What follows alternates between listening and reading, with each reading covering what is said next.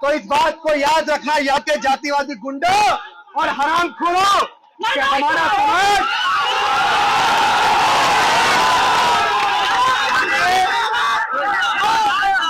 हमें कमजोर समझने की भूल मत करना। नहीं होता। मुझे थोड़ा साइड में दो 1 मिनट के लिए। डॉक्टर बाबा साहेब अम्बेडकर ने नहीं लिखा होता तो आरोपियों को छठी का दूध याद दिला देते, लेकिन अपनी बहन को सुनने नहीं देते। देखिए ये भी आप सबसे निवेदन शांति बना के रखो और जिस बात को हम कहने आए हैं वो बात जातिवादी गुंडों और हरामखोरों के कानों तक जाना चाहिए। नहीं जाएगी नीचे जाकर हमारे यहाँ आने का कोई फायदा नहीं होगा। माइक लगाऊंगा नहीं तो आप मुझे बताइए भाई साहब बोलो मत प्लीज यार। बीते दिनों हमने आजादी का 78वां दिवस मनाया कि नहीं मनाया? लेकिन क्या आज भी हम इस देश में स्वतंत्र रूप से आजाद हो पाए हैं? क्या आज भी हमारे लोगों को आजादी मिल पाई है? आज इस देश में ऐसा कृत्य है कि कोलकाता के अंदर भी एक बेटी के साथ जघन्य अपराध हुआ और उस अपराध में हमको भी बुरा लगा कि देश के अंदर ऐसे हत्यारों को बीच चौराहे पर फांसी के फंदे पर लटकाना चाहिए। नहीं, हमारा मार्च चल रहा था, हम मुंबई के अंदर थे, हम लोग महाराष्ट्र के अंदर थे, लेकिन यहाँ इस जिले में इस प्रदेश में आने को इसलिए मजबूर हुए क्योंकि बिहार का शासन प्रशासन ये भूल चुका है कि जो लोग संविधान को हाथ में लेकर चल रहे हैं इस देश में अपनी बहन बेटियों की इज्जत आबरू को लुटवाने के लिए पैदा हुए हैं। आप देखिए ना, इससे बड़ा शर्म का कोई विषय हो सकता है कि इस घटना को हुए 1 हफ्ते से ज्यादा होने वाला है लेकिन आरोपी अभी तक गिरफ्त में नहीं।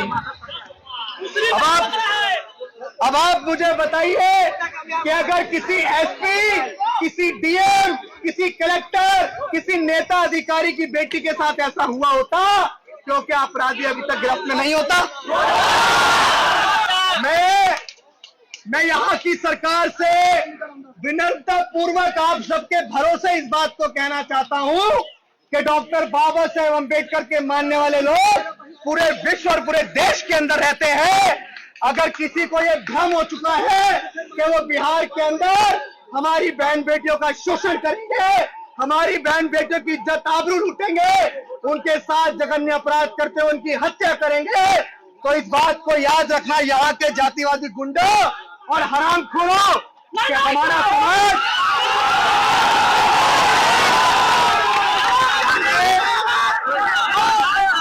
हमें कमजोर समझने की भूल मत करना। हम तो वो है जिन 500 ने अपने साथ हुए जातिगत अन्याय का बदला लेते हुए भीमा कोरे गांव में 28,000 को भगा के मारा।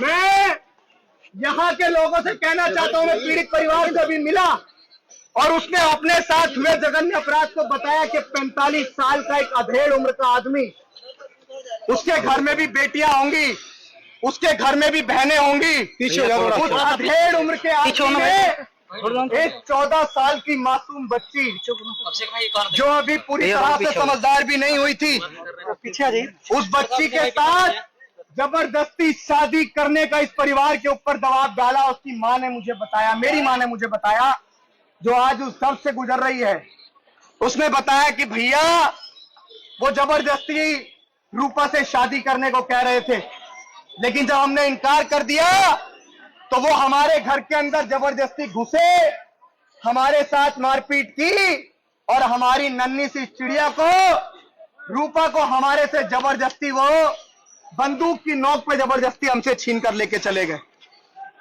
आप लोग ही बताइए कि क्या हमारे लिए इससे बड़ा दर्द का विषय कोई हो सकता है?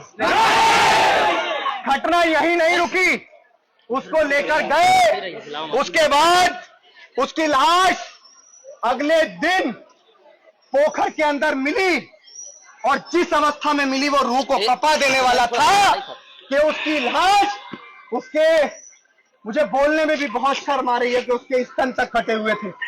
कितनी बेरहमी उन हैवानों ने, उन हरामखोरों ने उस बच्ची के साथ की कि उसके प्राइवेट पार्ट पे चाकू तक मारे गए।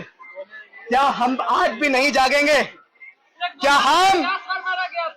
हम आज भी जातियों में बटे रहेंगे? क्या हम आज भी नेताओं के पीछे नेता जब कहेंगे उनके साथ लगे रहेंगे? या अपनी बहनों को न्याय दिलाने के लिए एक झंडा, एक नीला झंडा, आप उसके मोहताज होने चाहिए और न्याय की आवाज जहां बुलंदी से उठनी चाहिए आप उसके साथ खड़े रहने चाहिए। लेकिन यहां अभी मुझे बताया कि डर का माहौल है, तो डर के माहौल की बात तो ऐसी है कि अभी बिहार में एंट्री हुई है, तो ये हुजूम देख लो। बताओ भाई एक बार,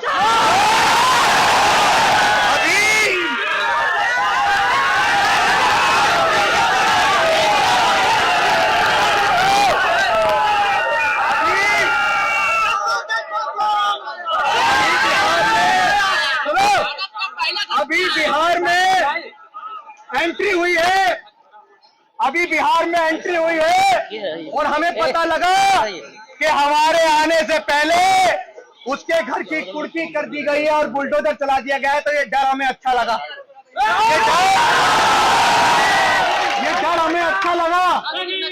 और जो लोग ये कह रहे हैं ना, इस परिवार के ऊपर जो दबाव कर रहे हैं कि फैसला कर लो, तो फैसला तो हमारी जूती भी नहीं करेगी, क्योंकि इस परिवार के साथ पूरा देश का फूले अंबेडकरी आंदोलन को चलाने वाला हर एक व्यक्ति खड़ा है। और बिहार में अब एंट्री हो गई है तो आना जाना लगा रहेगा।